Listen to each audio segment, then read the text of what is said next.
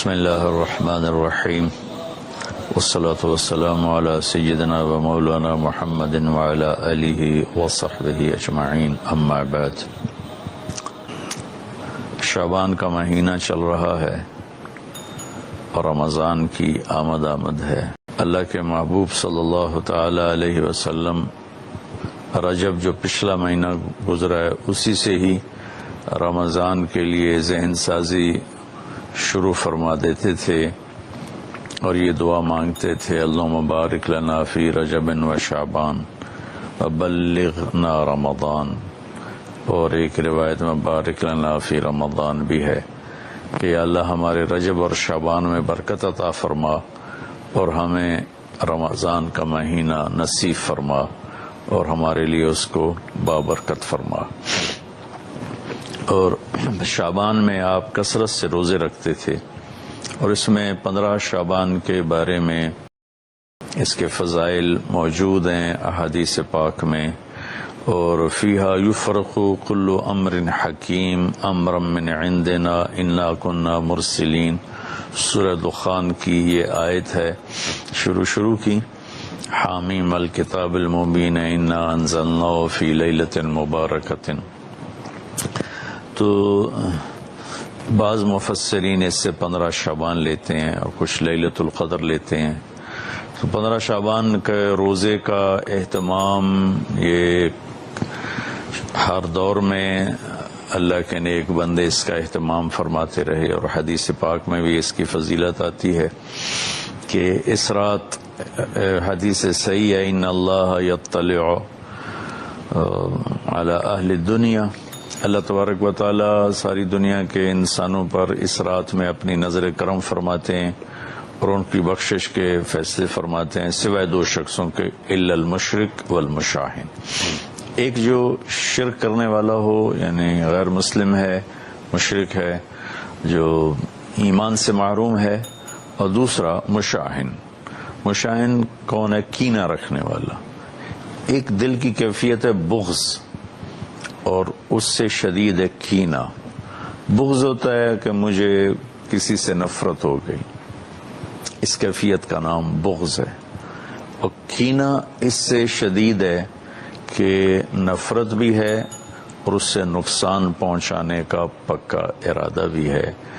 اس کیفیت کو، جس میں کسی کو نقصان پہنچانے کا ارادہ چل رہا ہو، اسے شحناء کہتے ہیں، اور اس کیفیت والے کو مشاہن کہتے ہیں، اور ہماری زبان میں اسے کینہ کہتے ہیں۔ تو اس رات میں اللہ تعالیٰ بخشش فرماتے ہیں۔ اس رات کا روزہ اللہ کے محبوب صلی اللہ تعالی علیہ وسلم رکھا کرتے تھے، اور بعض روایت میں 1 سال کے صغیرہ گناہوں کی بخشش کی بھی فضیلت بیان کی گئی ہے۔ بہرحال ہر دور کے صالحین، علماء، صوفیاء اس روزے کا اہتمام فرماتے چلے آئے ہیں۔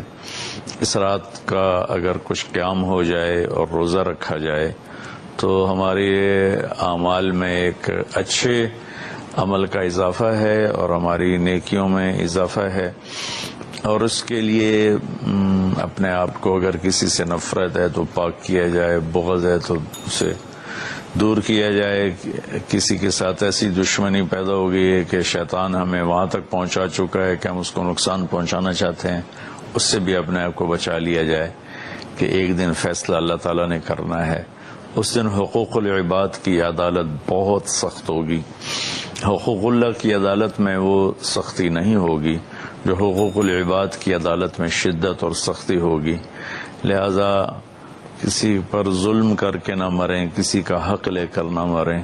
ہمارے اوپر ظلم ہو یا ہمارا حق مارا جائے تو اس کا تو ہمیں بہت بڑا عوض اللہ اپنے خزانوں سے دے گے، لیکن ہم نے کسی پر ظلم کیا، ہم نے کسی کا حق مارا، برائی کے بدلے میں ایسی برائی کی کہ اپنی نیکیوں کو برباد کر دیا، تو بہت بڑے نقصان کا سامنا کرنا پڑے گا، اور وہ نقصان ابدی ہوگا۔ دنیا کے نقصان وقتی ہوتے ہیں، تھوڑی دیر کے لیے ہوتے ہیں۔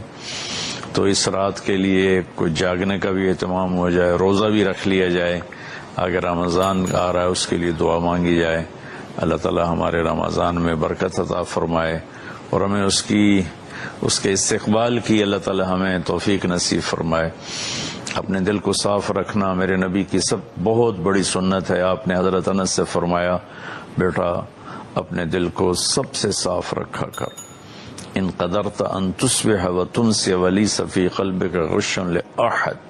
پوری دنیا میں بسنے والے انسانوں سے اپنے دل کو صاف رکھ. پھر آپ نے فرمایا بنی وذلك من سنت. آپ نے فرمایا میرے بیٹے یہ میری بہت بڑی سنتوں میں سے ایک سنت ہے.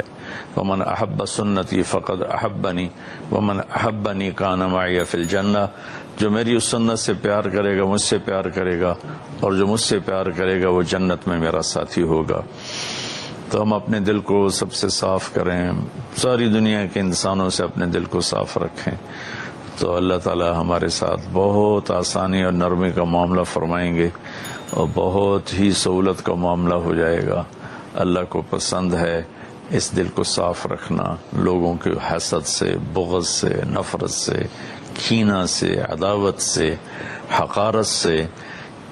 میرے نبی نے فرمایا کسی انسان کے برا ہونے کے لیے بس اتنا ہی کافی ہے کہ دوسروں کو حقیر جانے. بحسب امرئ من الشر ان يحقر اخاہ المسلم. کسی انسان کے برا ہونے کے لیے ضروری نہیں کہ وہ بہت بڑے بڑے گناہ کر رہا ہے تو وہ برا ہے، وہ بھی برے ہیں، لیکن آپ نے فرمایا کہ کسی کے برا ہونے کے لیے اتنا ہی کافی ہے کہ اوروں کو حقیر سمجھے، اپنے آپ کو اچھا سمجھے. اور یہ جو لوگ تھوڑا سا شریعت کے پابند ہیں، نیکی پر چل رہے ہیں، گناہوں سے بچ رہے ہیں اور شیطان کے داؤ میں نہیں آئے، گناہوں سے پرہیز ہے، ان کو شیطان اس طرف سے مار دیتا ہے کہ وہ انہیں اپنی نیکی کے تکبر میں پھنسا دیتا ہے اور اوروں کی حقارت اور کمی اس کا شکار کر دیتا ہے. اس میں بہت بڑا طبقہ پھنسا ہوا ہے، پھنسے چلے جا رہے ہیں. اس سے اللہ تعالیٰ مجھے بھی بچائے، آپ کو بھی بچائے، سارے سننے والوں کو بچائے. تو ہم اس شعبان کے مہینے میں رمضان کی تیاری کریں. 15 شعبان کا اگر روزہ رکھا جائے تو بہت بڑی فضیلت ہے. رات کو جاگا جائے، کوئی خاص عمل کوئی نہیں 15 شعبان کا. ہمارے ہاں بدعات بھی شروع ہو جاتی ہیں، کوئی مسجدوں میں اکٹھے ہو کے کوئی صلاۃ تسبیح پڑھ رہا ہے، کوئی کچھ کر رہا ہے، کوئی کچھ کر رہا ہے. اس رات کا کوئی مخصوص عمل کوئی نہیں ہے. اس رات کا مخصوص عمل بس دعا ہے، تہجد ہے، تلاوت ہے. انفرادی طور پر ہے، اجتماعی طور پر کرنا کہیں سے ثابت نہیں ہے. کہیں اکٹھے ہو کر کر لیں تو کوئی، یہ میں نہیں کہہ رہا ہوں کہ انہیں غلط کیا ہے، لیکن پیچھے ہمارے تاریخ میں، اسلامی تاریخ میں یہ چیز ملتی نہیں. انفرادی عبادت ہی ہے، وہی زیادہ بہتر ہے. اللہ تعالی ہمیں عمل کی توفیق بخشے. السلام علیکم.